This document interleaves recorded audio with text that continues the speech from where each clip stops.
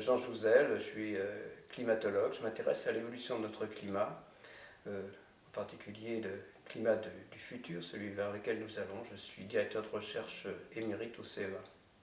L'idée effectivement en gros, de motiver les gens pour faire des propositions réellement novatrices est importante parce que justement, quand on va parler de transition, alors je crois qu'on se limite trop souvent à des avancées technologiques. Mais ce n'est pas simplement le cas. Nous avons aussi besoin d'avancer dans les usages, dans le fonctionnement de la société. Ce risque que comporte le réchauffement climatique, à savoir le premier risque, quand on prend l'ensemble des conséquences du réchauffement climatique, eh bien, c'est vraiment le risque d'accroissement des inégalités. Et c'est aussi se tourner vers tous et demander une véritable réflexion, parce que ce risque d'accroissement des inégalités, c'est bien sûr dans les impacts du réchauffement climatique, y compris dans des pays comme les pays développés. Eh bien, disons, il faut investir de façon beaucoup plus importante que nous le faisons actuellement. La Cour européenne des comptes estime qu'il faudrait au niveau européen investir 1 000 milliards de dollars, un peu plus même, chaque année pour être à mesure, disons, non pas simplement pour être en mesure de respecter les objectifs de la France, de l'Europe. L'Europe s'est aussi récemment alignée sur l'idée d'une neutralité carbone à l'horizon 2050. C'est le cas de la France actuellement.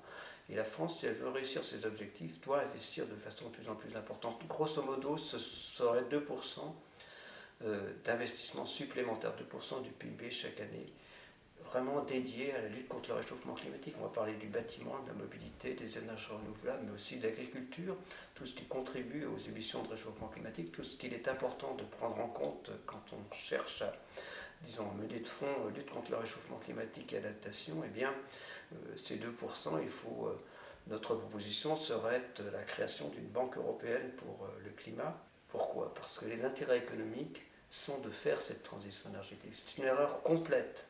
C'est vraiment un non-sens que d'espérer que, disons, l'essor de nos économies se fera sans cette transition énergétique. Disons, ce n'est pas dans la continuité que l'économie va prospérer, c'est le contraire. C'est justement en adoptant ces objectifs liés à la protection de l'environnement, de l'écologie.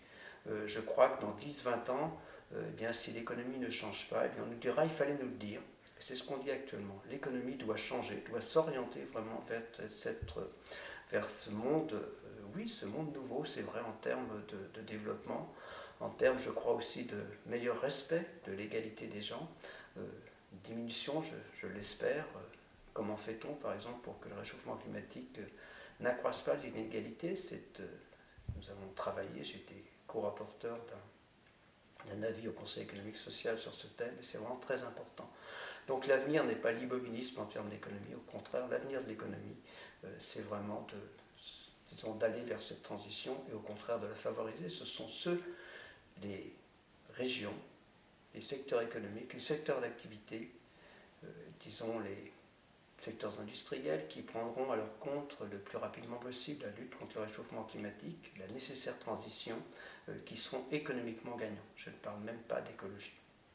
Oui, évidemment, la région Occitanie est une grande région, à la fois par, disons, son extension géographique, mais c'est aussi une région privilégiée quand on regarde du côté des énergies renouvelables, privilégiée par, disons, évidemment, un ensoleillement très important, et le souhait et les possibilités, c'est effectivement que cette région s'oriente de plus en plus vers une autonomie énergétique, en tout cas, disons, une véritable transition vers les énergies renouvelables, en particulier, je crois, avec une utilisation importante du solaire, mais il y a aussi très certainement des possibilités dans l'éolien, dans l'utilisation de la biomasse, et donc c'est une région qui peut aller de l'avant en termes de transition énergétique.